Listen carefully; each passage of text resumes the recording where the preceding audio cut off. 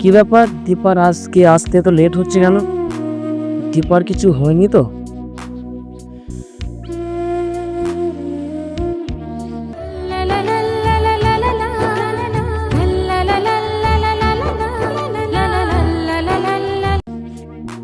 ঠিক আছে, তুই যা, আমি একটু পর আসছি। কথা বল, আমি যাই।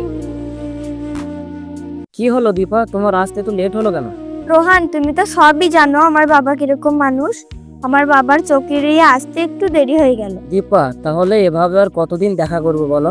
আমি বা কি করব রোহান, তুমি তো সবই জানো আমার বাবা কিরকম মানুষ। দীপা, আমার না মাঝে মাঝে অনেক ভয় হয়, তুমি আমাকে কখনো ছেড়ে চলে যাবে না তো? না রোহান, কখনোই না। আমার এই জীবন থাকতে তোমাকে কখনোই ভুলবো না। আমি জানতাম দীপা, তুমি আমাকে কখনোই ভুলবে না। রোহান, আমি তোমাকে একটা কথা বলবো বলবো ভাবছি, কিন্তু সাহস করে বলতে পারছি না। কি এমন কথা দীপা, যেটা তুমি আমাকে বলতে পারছো না? বলো দীপা, কি কথা আমায়? কিন্তু রোহান, আমার বাবা অন্য জায়গায় আমার বিয়ে ঠিক করেছে।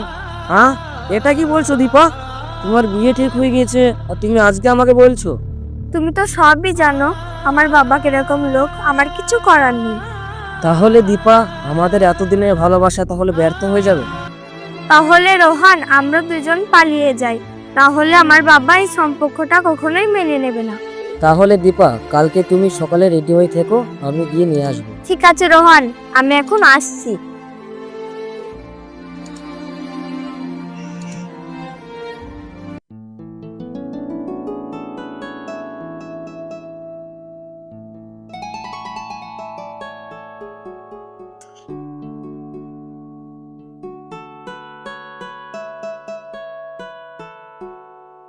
আমি কখন থেকে দাঁড়িয়ে আছি, তুমি এখন আসছো?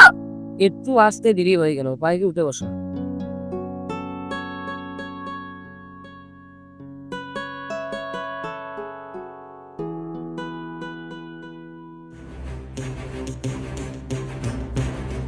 মালিক মালিক আমাদের দিদিমণিকে খুঁজে পাচ্ছেন না। কি বলছিস রে তোরা? ঠিক আছে, তাহলে আমি দেখছি, তোরা এখন যা, ঠিক আছে? কে মালিক, আমরা আসছি।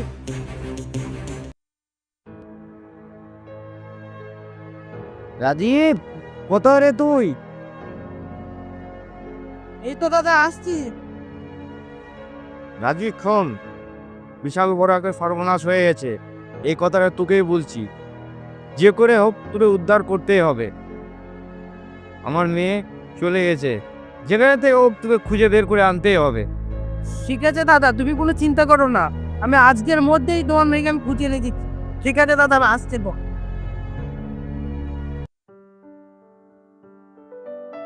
আরে বড় ভাই, তুমি হঠাৎ আমাদের বাড়িতে? আর বলিস না, দীপাকে কাল থেকে খুঁজে পাওয়া যাচ্ছে না। দীপা, আমার কাছে নাম্বার আছে, তুমি নাও। হ্যাঁ, আমি নাম্বারটার জন্য এসেছি তোর কাছে। দীপা আগেকার নাম্বারটা লাগছে না, নতুন নাম্বারটা দে তো আমাকে। ঠিক আছে দাও, তাহলে নাম্বারটা নাও। ঠিক আছে, দাও।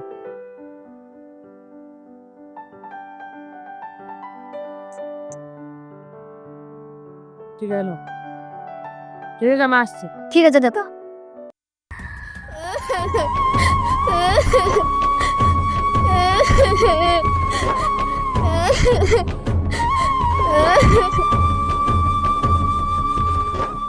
কি হলো দীপা, তুমি কান্না করছো কেন?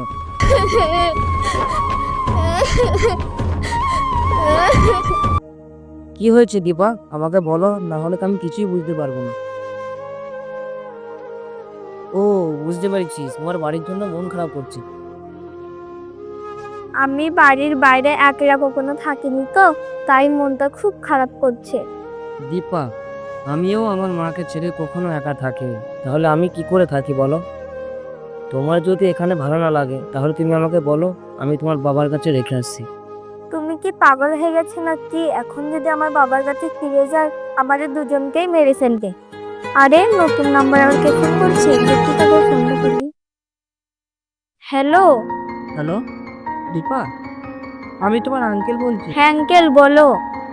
তোমার বাবাকে আমি ভালো করে বুঝিয়ে বলেছি, আর কোনো অসুবিধা নাই। তোমরা কোথায় আছো বলো, আমি গিয়ে নিয়ে আসছি। ঠিক আছে আঙ্কেল, আমরা 34 নম্বর গেটে দাঁড়িয়ে আছি, তুমি এসে নিয়ে যাও। ঠিক আছে, রাস্তা দাঁড়াও, আমি যাচ্ছি। ঠিক আছে আঙ্কেল, আমরা রাস্তায় দাঁড়াচ্ছি, তুমি এসে নিয়ে যাও। দীপা, যেও না, কোনো বিপদ হতে পারে।